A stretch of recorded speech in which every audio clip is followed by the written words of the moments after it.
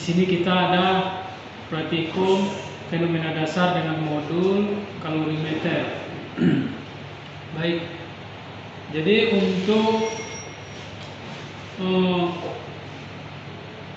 prosedur percobaan dari kalorimeter, jadi yang pertama kita kenalkan dulu alat-alat dan fungsinya. Yang pertama itu ada logam, benda ujinya. Pertama ada aluminium, yang kedua ada besi, yang ketiga ada kuningan. Baik, jadi yang selanjutnya ada di sini termometernya ataupun neraca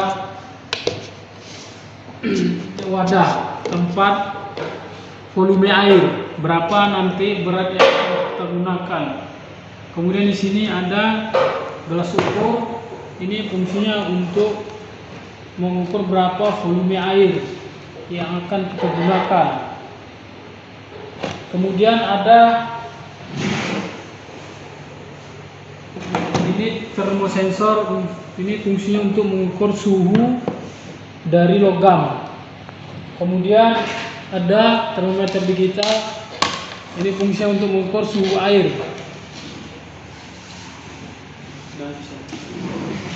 Kemudian ada tang, jadi fungsinya untuk mengangkat benda yang kita rebus ataupun kita panaskan.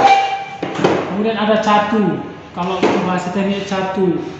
Kalau bahasa umumnya ini namanya kompor pemanas. Fungsinya untuk memanaskan nanti benda yang akan kita uji dengan air. Ada ini neraca digital, ini fungsinya untuk menimbang berapa berat air atau volume air akan kita gunakan untuk menguji dari benda ataupun spesimen yang akan kita uji nantinya.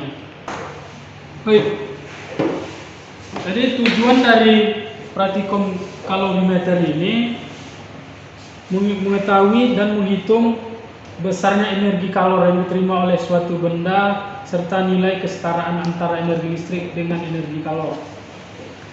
Baik, jadi untuk prosedur percobaannya kita lakukan pengujian. Untuk percobaannya yang pertama itu adalah jenis bahan.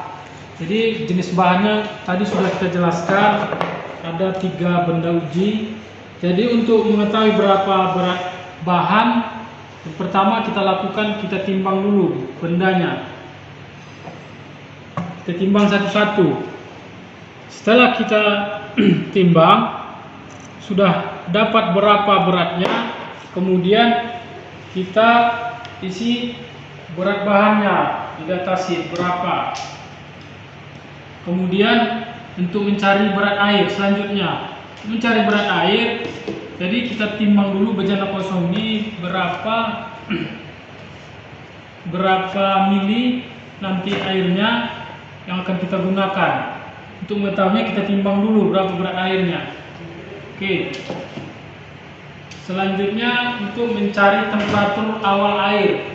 Jadi untuk mengetahui berapa temperatur awal air, kita gunakan dengan termodigital ini untuk mengukur suhunya dengan cara mengaduk dengan rata, tidak boleh zigzag supaya dapat hasilnya rata, berapa rata-rata suhu air awal.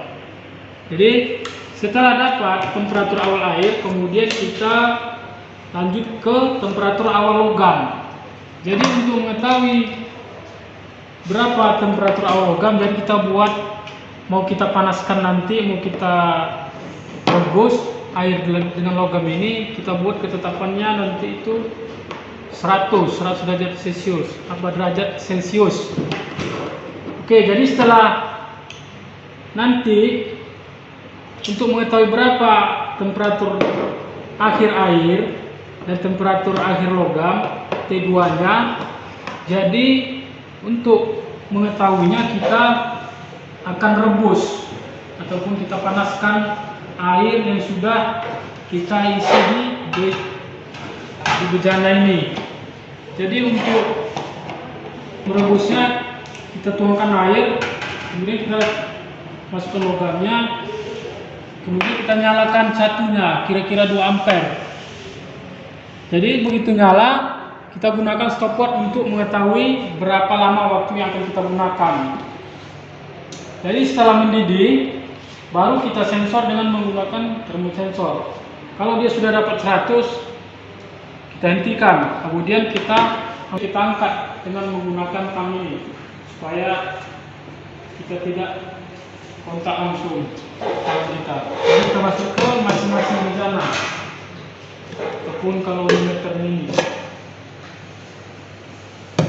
Jadi untuk mengetahuinya, kita menggunakan untuk temperatur air itu kita gunakan termometer digital ini, seperti temperatur awal air tadi.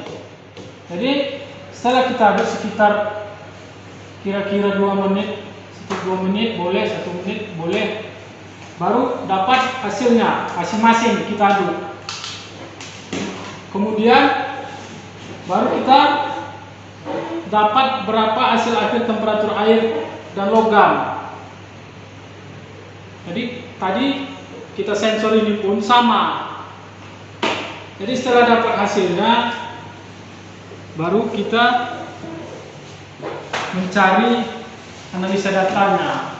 Jadi nanti kawan-kawan bertanya kenapa nanti temperatur air akhir dengan logam kenapa sama, dan kenapa temperatur air itu sama semua, karena Q serap sama dengan Q lepas.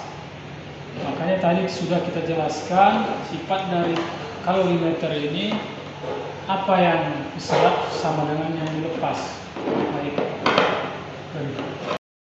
Mungkin sampai di sini untuk percobaannya. Assalamualaikum warahmatullahi wabarakatuh.